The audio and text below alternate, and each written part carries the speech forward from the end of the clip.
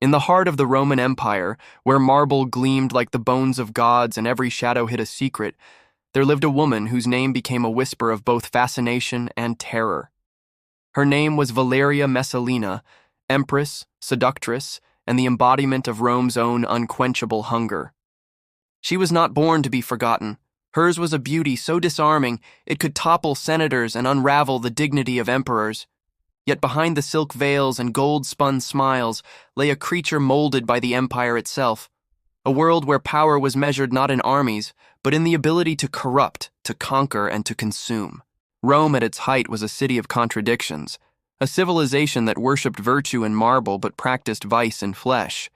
Its temples proclaimed piety, even as its palaces dripped with indulgence.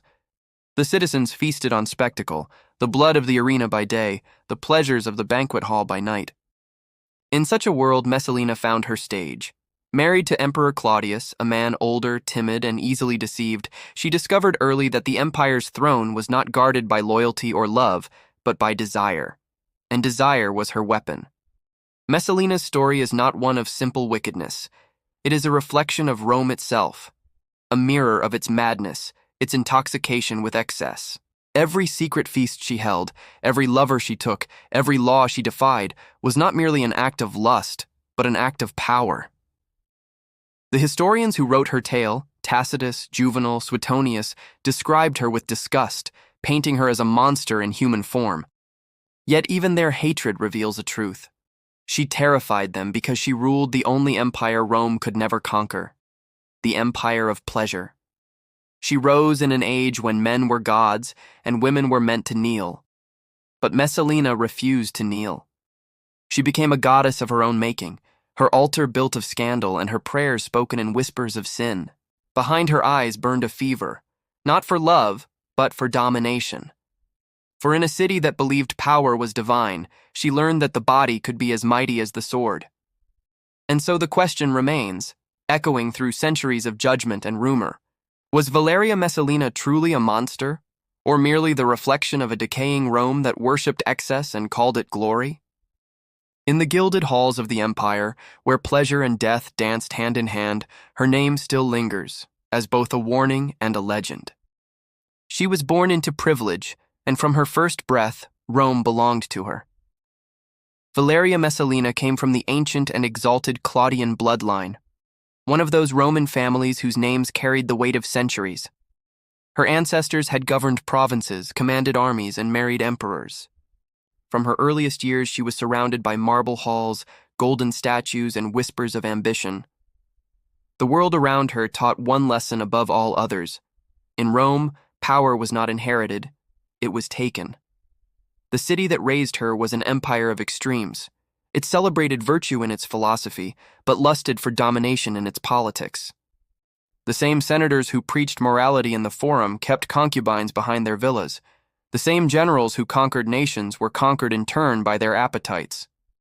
To be Roman was to live in contradiction, to worship restraint while drowning in indulgence. And in this atmosphere, the young Messalina learned quickly that beauty could open more doors than courage ever could. From childhood, she was trained in the arts of charm, conversation, poise, and the subtle language of seduction that Roman women of rank were expected to master. She grew into a girl of striking allure, with eyes that could feign innocence one moment and promise ruin the next. But beauty alone was never enough in the imperial court. To survive among Rome's elite, one needed cunning. And Messalina possessed it in abundance. Her family's connections soon placed her near the heart of power. When she was only 15, her marriage was arranged to Tiberius Claudius Drusus Nero Germanicus, known to history as Emperor Claudius. He was old enough to be her father, a man of intellect but frail constitution, mocked for his limp, his stutter, and his strange habits.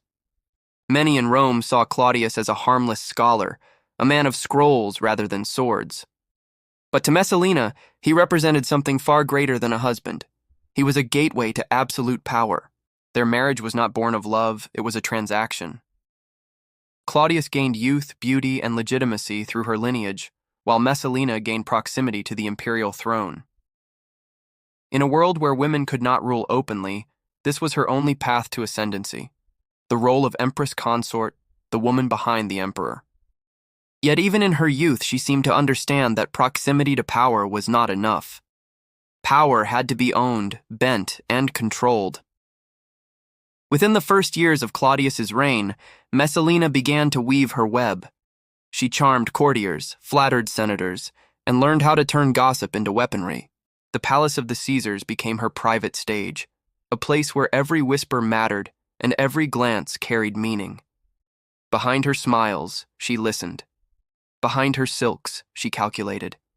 It was said that she could disarm men with a look, then destroy them with a word.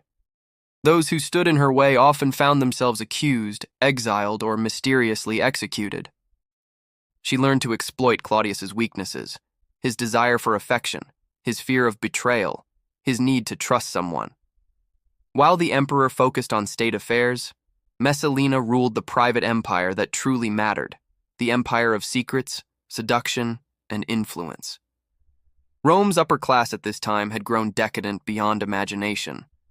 The nobility dined on flamingo tongues and peacock hearts, draped themselves in jewels imported from the East, and held feasts that lasted until dawn. Virtue had become a costume, worn for ceremony, discarded in private. To be born into such a world was to breathe corruption like air. Every ambition was masked by civility, every crime gilded with art. And for a woman of Messalina's intelligence and hunger, this hypocrisy was not an obstacle. It was an opportunity. The empire itself seemed to breed monsters. Some were forged in war, others in the luxury of the palace. Rome rewarded ruthlessness and punished restraint.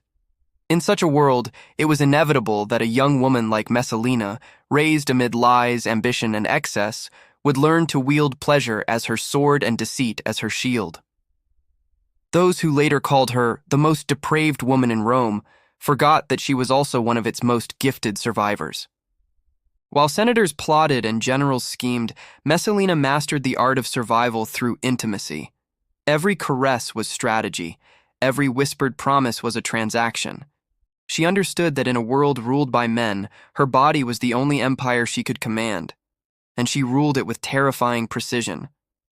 As her power grew, so did her appetite, not merely for pleasure, but for control. The lines between love, lust, and dominance blurred until even she may not have known the difference. Rome's moralists would later accuse her of madness, of nymphomania, of demonic excess.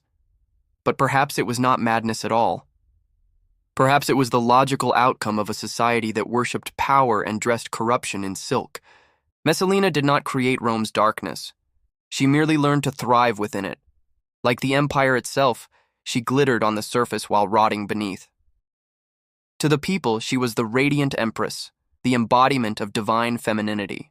To those who knew her truth, she was something far more dangerous, a woman who had discovered that the surest way to rule a man was not through fear, but through desire.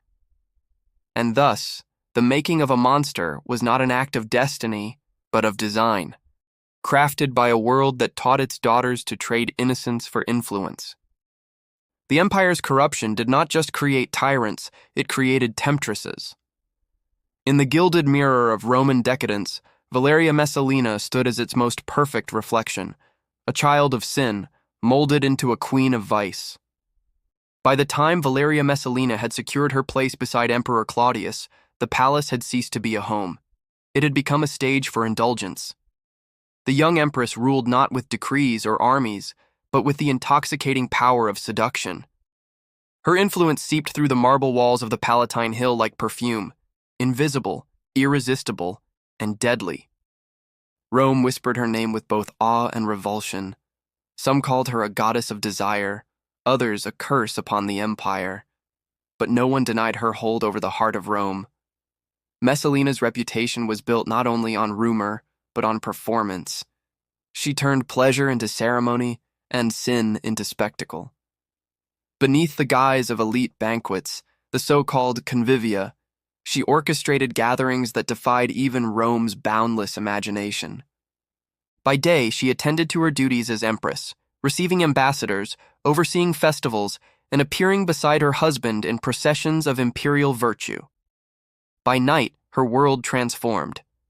In secluded villas draped with silk, lit by the red glow of oil lamps, the empire's most powerful men and women indulged in feasts where restraint was the only forbidden act. These were not mere parties, they were rituals of domination. Wine flowed like rivers, musicians played until exhaustion, and bodies moved in rhythm to the slow decay of morals. Messalina sat at the center of it all, her laughter commanding attention, her beauty blinding and terrifying. To be invited to one of her banquets was a privilege.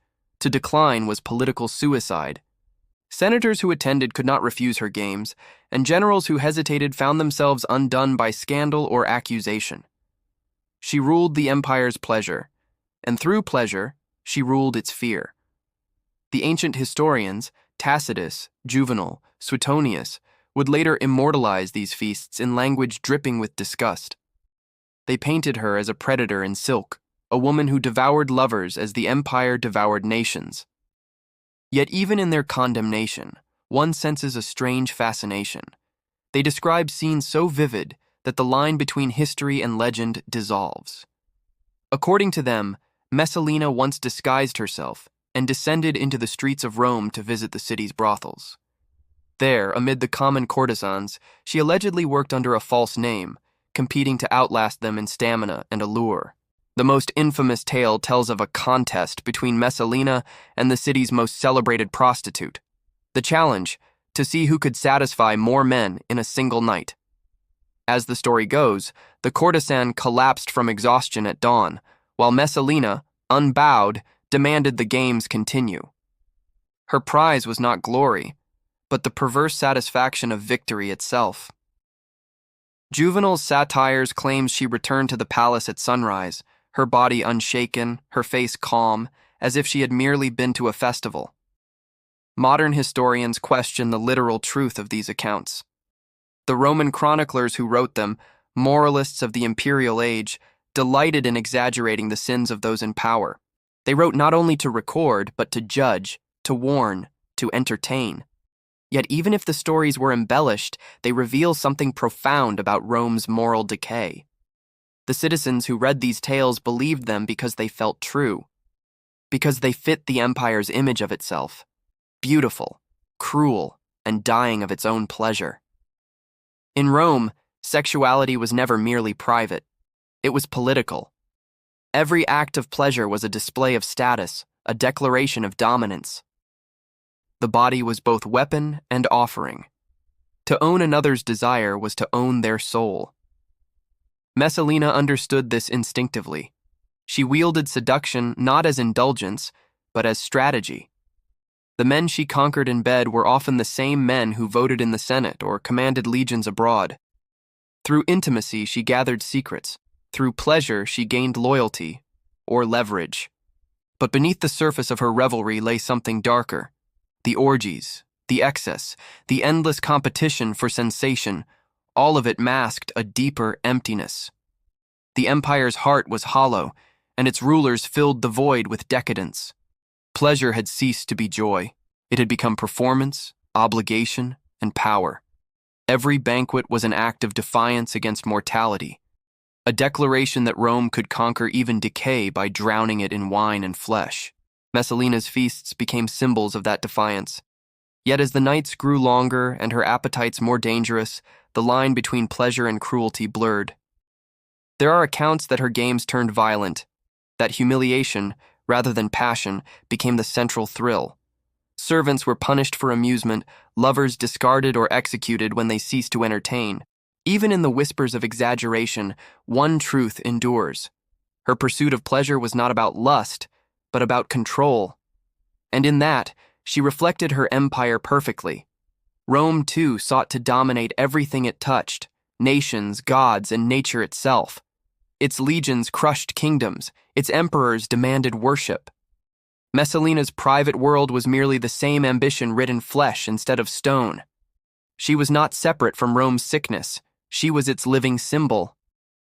Tacitus, writing decades after her death, framed her story as a moral parable, a warning of what happens when excess replaces virtue. Yet one might also read it as tragedy. A young woman born into an empire that taught her that power was the only truth, and that pleasure was the only escape. Her downfall was not just the collapse of a woman's morality, but the symptom of a civilization that could no longer tell the difference between desire and destruction. The ancient writers may have painted her as a monster, but monsters are never born in isolation. They are the children of their worlds, shaped by what that world values most. And in Rome, nothing was valued more than indulgence. To be loved was to be devoured. To be desired was to be consumed. When Messalina's name was whispered through the marble corridors of the palace, it was spoken with fear because she represented something the Romans both craved and loathed: absolute surrender to appetite. She was their secret wish made flesh. Her story survives precisely because it horrified them, because it forced them to confront what they had become. In the flicker of torchlight, among the shadows of her revels, lies the truth about the empire itself. Rome had conquered the world, but could not conquer its own hunger. It built monuments to restraint, yet its heart beat to the rhythm of excess. Messalina did not destroy Rome's virtue. She merely unveiled its hypocrisy. In the end, the feasts of Messalina were not just orgies of the body, they were funerals of the soul. The laughter that echoed through her chambers was the laughter of a civilization entertaining itself while it burned. And when the dawn came and the music died, all that remained was silence, the kind that follows after something sacred has been defiled beyond repair. Because when an empire loses its soul, even pleasure becomes an act of violence. For most women in ancient Rome, power was a dream whispered behind closed doors. The laws of the Republic, and later the Empire, denied them the right to rule, to speak in the Senate, or to command legions. Their lives were measured in marriages and births, their worth determined by the men who possessed them. But Valeria Messalina was no ordinary Roman woman. She understood that while the empire's laws belonged to men, its weaknesses belonged to her, and her beauty, her intoxicating presence, was the key that unlocked them all.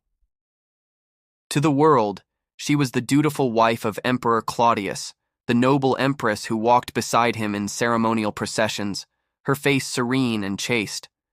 But behind the polished marble of public virtue, she was building a shadow empire, one not of soldiers and statutes, but of secrets and desire. Every man she touched became a thread in her web, and with each thread her control over Rome tightened. Her lovers were not chosen for pleasure alone. They were chosen for purpose. Senators who held influence in the Senate, generals who commanded the loyalty of troops, financiers who controlled the city's grain supply, all found themselves entangled in her orbit. To bed Messalina was to believe oneself favored by fortune. To refuse her was to invite ruin. The palace, under her reign, became a theater of deceit. Its corridors echoed not only with footsteps, but with whispers, of trysts arranged behind veiled curtains, of messages passed in coded glances, of favors exchanged in the dark. Servants who witnessed too much vanished without trace. Courtiers who boasted of her affection often found themselves accused of treason. Messalina played the game with ruthless precision. Each affair was a transaction, each seduction a political maneuver. In the Roman world, where power was a man's language, Messalina spoke it through her body. To her, seduction was diplomacy, a form of negotiation that required no words, only surrender. The men who shared her bed mistook their lust for victory, not realizing that every kiss was a conquest of her own.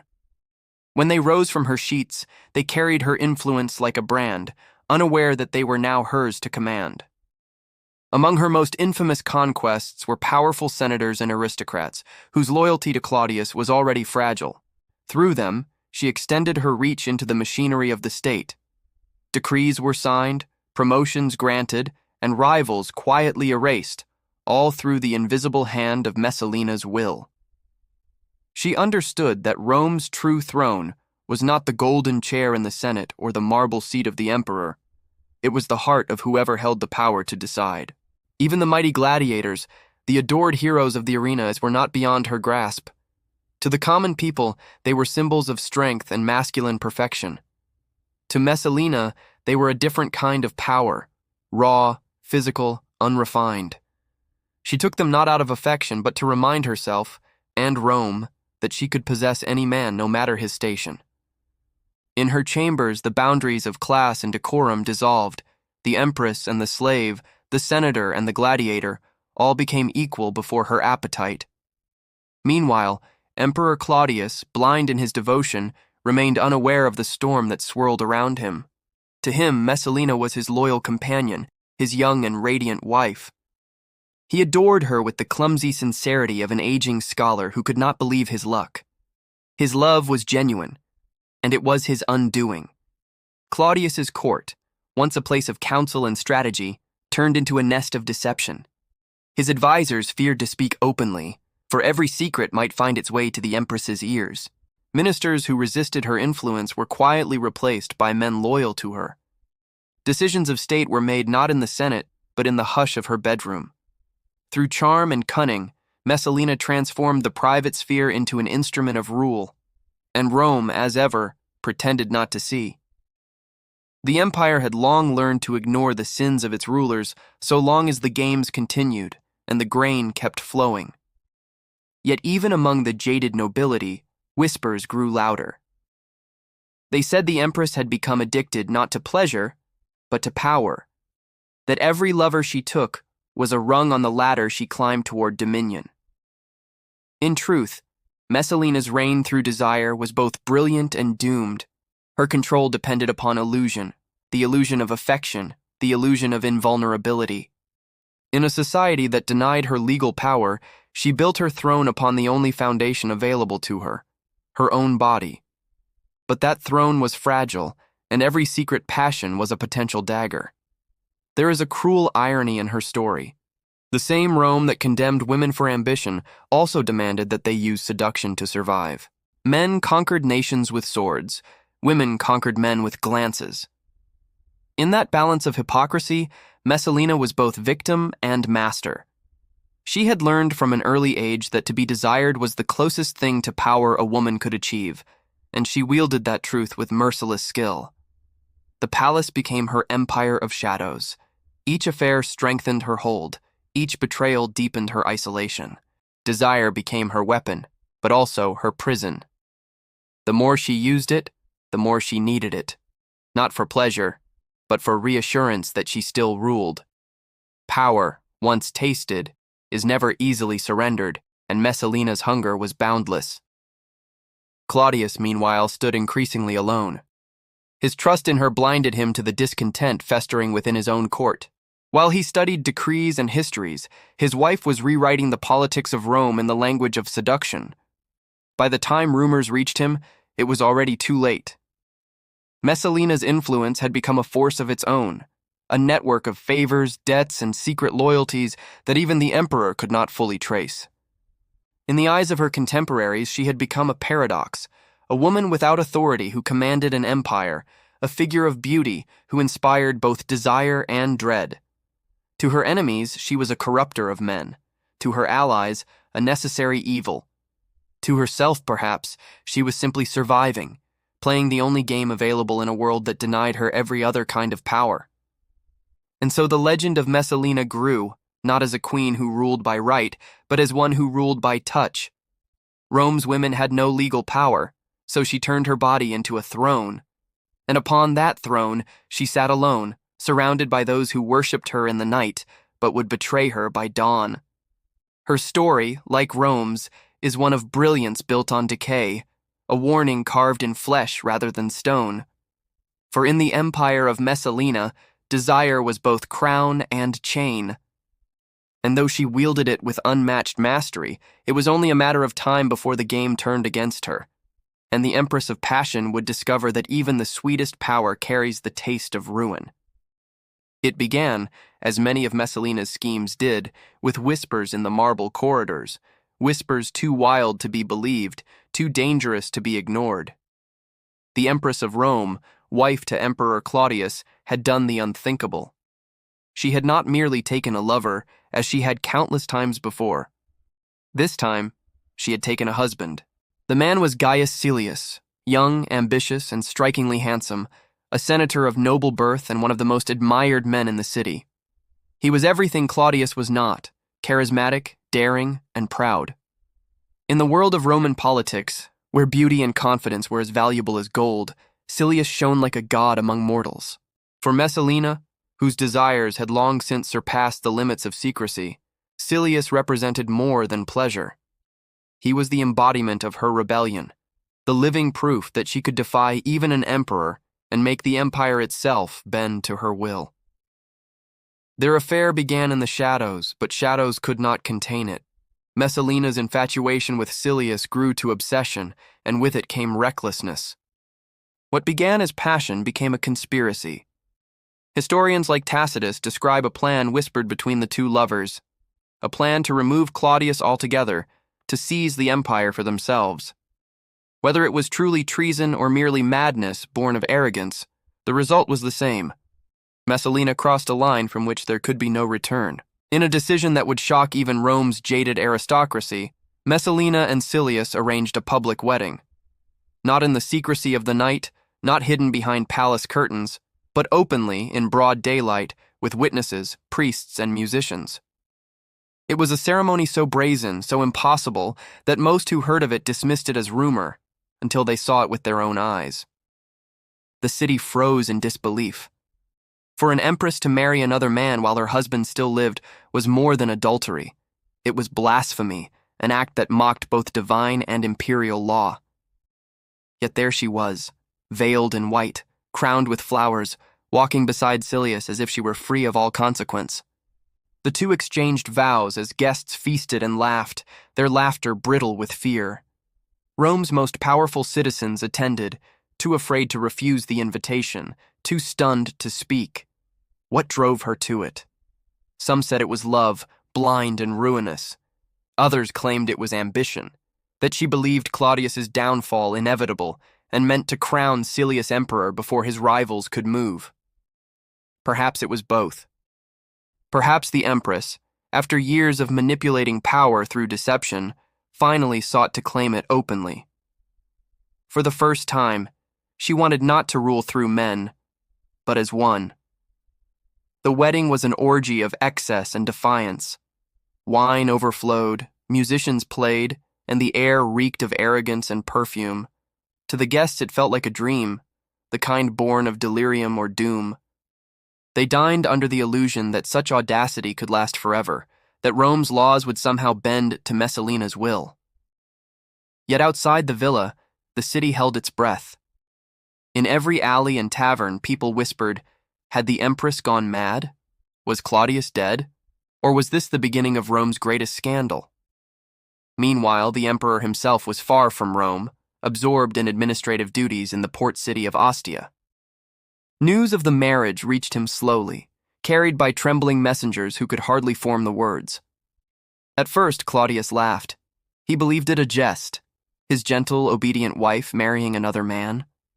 Impossible. But as more reports came, as witnesses confirmed what they had seen, the laughter died. The emperor's face, they said, turned to stone. For years he had ignored the rumors of her infidelities, blinded by love or cowardice. But now the truth stood before him, undeniable and humiliating. His empress had mocked him before the gods and the people of Rome. It was not merely betrayal, it was the destruction of his dignity. Panic seized the imperial court. Ministers who had once flattered Messalina now turned against her. The commander of the Praetorian Guard, Narcissus, saw an opportunity to act before Claudius's hesitation doomed them all. He convinced the emperor that delay meant death, that Messalina and Silius would strike first if he did not. And so Claudius at last allowed his loyal guards to march. The Praetorian Guard, armored and silent, advanced through the streets of Rome as the sun began to fall. Their footsteps echoed like judgment. Inside the villa where Messalina and Silius still reveled, the sounds of music and laughter drowned out the approach of doom. Guests continued to drink and dance, unaware that their own destruction was already en route. It was a scene out of tragedy, the empress and her lover surrounded by wine, music, and false joy, while beyond the walls, soldiers moved like fate itself. The contrast was cruel, the drunken revelry of the guilty set against the measured march of vengeance. When the soldiers burst through the doors, chaos erupted. Silius, realizing all was lost, demanded that death come swiftly. He was executed on the spot. Messalina fled into the gardens, barefoot and trembling, her silk torn, her defiance melting into desperation. The woman who had once ruled Rome through her allure now found no one to protect her. Her allies vanished. Her charm, her beauty, her cunning. None could shield her from the empire she had dared to defy. When word of her capture reached Claudius, he hesitated once more. Even now, the emperor could not bring himself to condemn her outright. But Narcissus knew that mercy would be their ruin.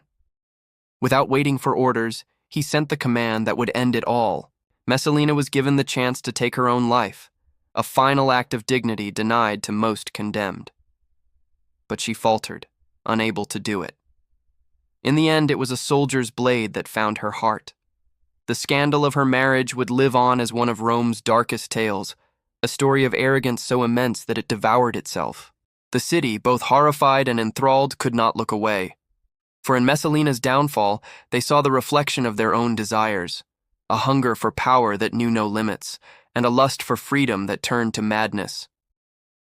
As the revelry faded and the marching ceased, the silence that followed felt heavier than any victory.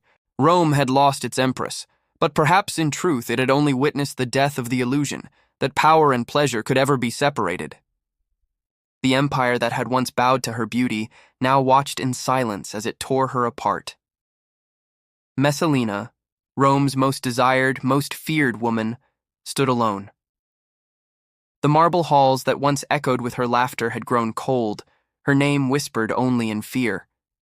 The courtiers who had once competed for her favor now hid behind closed doors, burning her letters, denying they had ever known her. Power, she had learned too late, loves no one. It only consumes.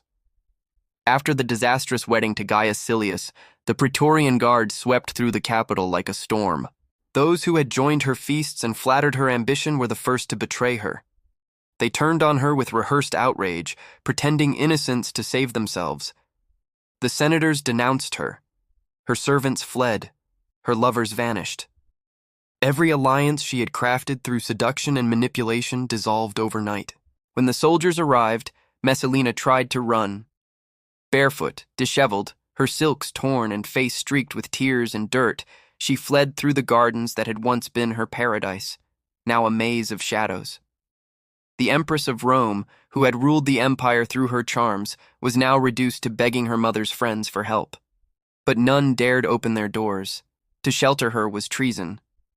She found refuge only briefly, hiding in a small villa on the outskirts of the city with her mother, Domitia Lepida, who had long disapproved of her daughter's reckless hunger for power.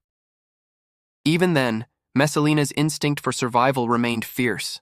She demanded to see Claudius to plead for forgiveness, convinced that her tears could still sway the man who once adored her.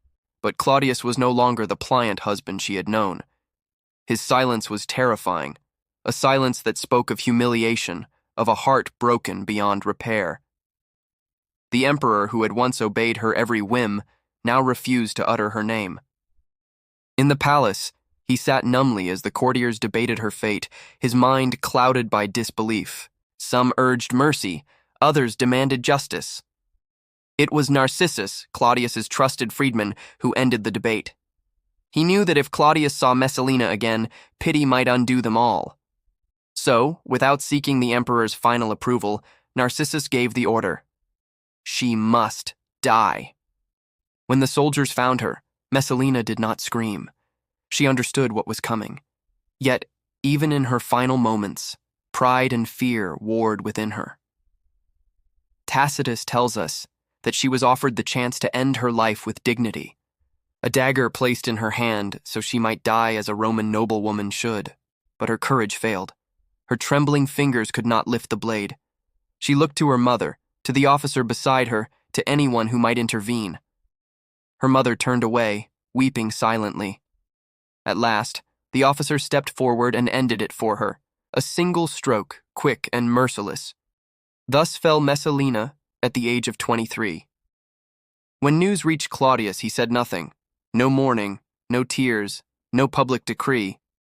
He simply asked for wine and food, as if to erase the memory entirely. The next day, he forbade anyone to speak her name in his presence. Her statues were torn down, her portraits destroyed. Rome erased her, as though the empire itself was ashamed of what it had created. But history does not forget so easily. The name Messalina would live on for centuries, twisted into legend, a symbol of lust, corruption, and ambition without limits. The chroniclers who despised her painted her as a monster. The poets who feared her turned her into myth. Yet beneath the scandal and exaggeration lies a deeper truth. Messalina was not born evil. She was a reflection of her world, a world where a woman's only weapon was her body, and where power devoured everyone who sought to master it. In the end, Rome destroyed her not because she was wicked, but because she was too much like itself, hungry, faithless, and endlessly unsatisfied. The empire she served was a devourer of souls, feeding on beauty, power, and pleasure until nothing remained. Messalina had learned to play its games too well, and so the empire turned on her, as it always did to those who embodied its darkest desires. They buried her in silence, but Rome could not silence her ghost. For every empire that worships success must one day face the face of its own creation. History remembers Valeria Messalina as a monster of lust, a woman who drowned Rome in scandal and shame. But perhaps the truth is far more unsettling. Perhaps she was not the disease, but the symptom, the mirror in which Rome saw its own reflection and recoiled in horror. In an empire where power was everything, morality became performance. Senators sold honor for influence, generals conquered for gold, and emperors hid depravity behind divine titles. Why, then, should Messalina be condemned for mastering the same game men had played for centuries? She used the only tools allowed to her: beauty, cunning, and the power of desire. In a society that denied women any voice, she spoke through the only language it would hear: seduction. To call her depraved is easy. To see her as the inevitable creation of a world without limits, that is harder. When an empire loses its soul, even pleasure becomes an act of violence. Messalina's feasts, her lovers, her excesses, they were not simply indulgence, they were protest. They were proof that in Rome, even love could be corrupted into power. And if her story feels distant, consider how little has changed. Today, empires still worship beauty, exploit desire, and destroy those who wield it too boldly. Scandals spread faster than armies once marched. The same hunger that consumed Messalina now fuels our screens, a modern Colosseum where fame replaces blood and the audience still demands sacrifice. In the end, Messalina's fall was not a moral triumph, it was a cleansing ritual. Rome killed her to convince itself it was still pure. Yet the empire that condemned her would continue to rot from the same appetites she embodied. Now the corridors of the Palatine Hill lie empty.